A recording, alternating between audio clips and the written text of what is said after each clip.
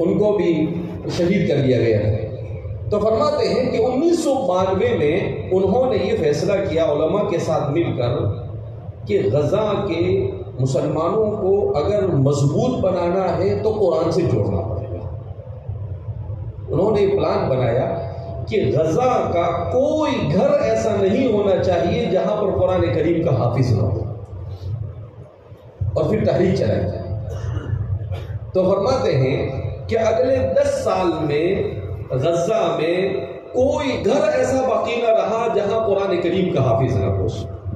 پھر انہوں نے رپورٹ پیش کی کہ آج سے 1 سال پہلے کی رپورٹ یہ تھی کہ غزہ میں قرآن کریم کی حفظ کے تقریباً 1300 مراکز اور 9000 حلقے لگتے ہیں۔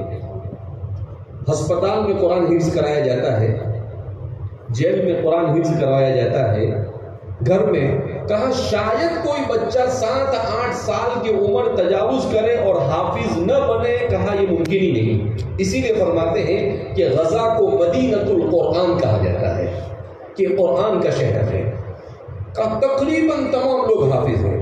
کہ اسی لیے آپ دیکھیں گے کہ ان کے لیے ان کے پاس کھانے کے لیے بھی مسائل ہے۔ 20 لاکھ لوگ کھانا بھی نہیں ملتا ہے، انہیں پانی بھی نہیں مل رہا ہے، ان کے اوپر ایسے حالات ہیں کہ گرائے جا رہے ہیں، بڑے بڑے بموں کو گرایا جا رہا ہے، مگر اس کے باوجود ان کی زبان پر ہمیشہ الحمدللہ کا لفظ نکلے گا۔ وہ کوئی شکوہ شکایت نہیں کرتے۔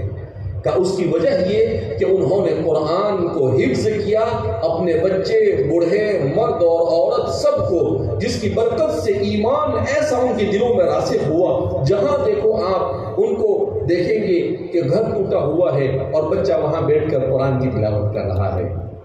ہر جگہ پر قرآن کی آیت سے وہ استدلال اور استشہاد کرتے رہتے ہیں۔ کہا کہ فتنوں کے اس دور میں اگر اپنے ایمان کو بچانا ہے تو اپنی امت کو اللہ کی کتاب سے وابستہ کرنا پڑے گا، ورنہ ان فتنوں کا مقابلہ کرنا انسان کی بس میں نہیں ہے۔